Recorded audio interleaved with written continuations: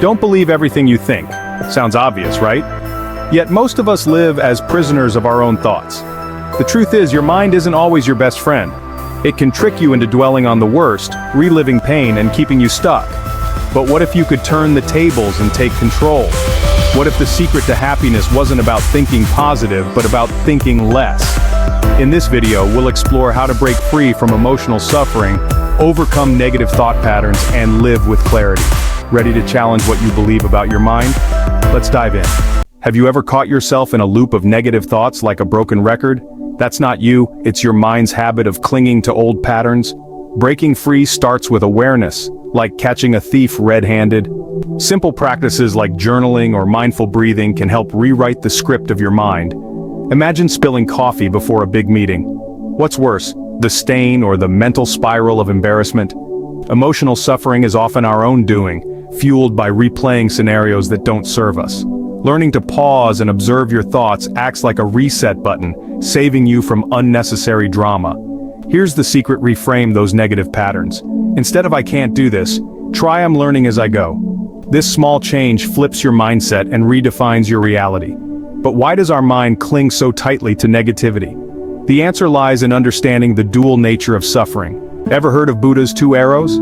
The first is physical pain, inevitable and unavoidable. The second is emotional pain, the suffering we add by overthinking and judging. Think about stubbing your toe. It hurts, sure, but it's the thoughts of clumsiness that linger longer. Imagine this: you face rejection at work. The first arrow stings, but the second, the mental spiral of "I'm not good enough," turns a fleeting moment into prolonged suffering. Recognizing these arrows is key to overcoming emotional pain. Let the first arrow pass without launching the second. Life throws challenges at everyone, but how you interpret those challenges shapes your reality. Instead of focusing on what went wrong, focus on what's next. And speaking of interpretation, have you ever considered how your thoughts create your world? Let's explore. Your thoughts shape your world. Sounds cliché, right? But think about it. When you dwell on past mistakes, they grow larger than life. If you replay an argument in your head, it feels like it just happened, even days later. That's the power of thoughts, for better or worse. Let's get real. Have you ever obsessed over a small failure, only to find yourself in a bad mood for hours? That's your mind amplifying what's already done and dusted. But what if instead you shifted focus to lessons learned? Growth often hides behind failure's shadow. The key isn't stopping thoughts altogether, it's guiding them. Redirect your mental energy from the negative to the productive. Speaking of productive, did you know gratitude is one of the simplest ways to flip this mental switch? Let's dive deeper. Power of positive thinking. Gratitude isn't just a buzzword, it's a brain hack. When you focus on what you're thankful for, you train your mind to find more reasons to be happy. Think of it like building a muscle. The more you practice, the stronger it gets. Here's a challenge. Before bed, jot down 3 things you're grateful for. They don't have to be big. A good cup of coffee or a kind word from a stranger works. Over time, you'll notice a shift in how you see the world. Positivity becomes your default setting. But let's not sugarcoat it. Positivity isn't about ignoring problems. It's about acknowledging them without letting them consume you.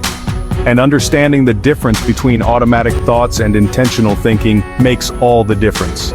Difference between thoughts and thinking. Thoughts pop up uninvited like notifications on your phone. Thinking, on the other hand, is deliberate. It's what you do with those thoughts. This distinction is crucial for managing stress and staying grounded. Picture this: you're late for work. The automatic thought, "I'm so irresponsible." The intentional thought, "Traffic was rough. I'll do better tomorrow." Learning to separate these two can mean the difference between self-compassion and self-criticism. Here's a tip: treat thoughts like clouds. They come and go. Don't chase them, just observe. And when you stop chasing, you might find yourself in a rare but beautiful state of flow.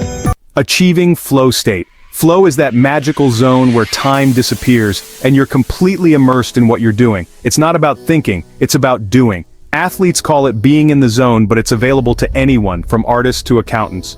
Ever get so absorbed in a task that hours felt like minutes? That's flow. To get there, choose tasks that challenge but don't overwhelm you. Break big projects into manageable chunks and eliminate distractions. Flow isn't just productive, it's deeply satisfying. But achieving it requires letting go of overthinking, which brings us to a surprising truth about happiness. Non-thinking for happiness. Contrary to popular belief, happiness doesn't come from chasing positive thoughts, it comes from thinking less. When you quiet your mind, you create space for contentment to naturally arise. Consider meditation. It's not about forcing positivity, but about observing your mind without judgment. Start with just 5 minutes a day, sit quietly, and focus on your breath. You'll be amazed at how quickly peace follows.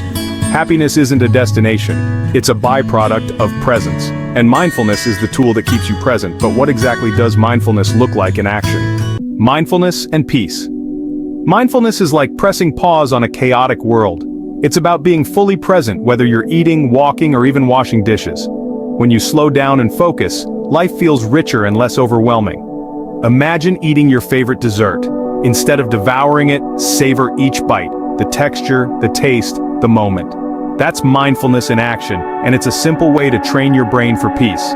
But mindfulness isn't just about calm, it's about clarity. When you're present, you make better decisions free from the clutter of overthinking. So how will you bring this clarity into your daily life? What if today was the day you stopped letting your thoughts control you? What if, instead of battling your mind, you learned to work with it? These lessons aren't just theory, they're a toolkit for a happier, more peaceful life. Which idea resonated most with you? What will you practice first? If you're ready to transform your life, subscribe to Books That Transform and turn on notifications. Let's keep exploring the power of your mind together, because the journey to self-mastery has only just begun.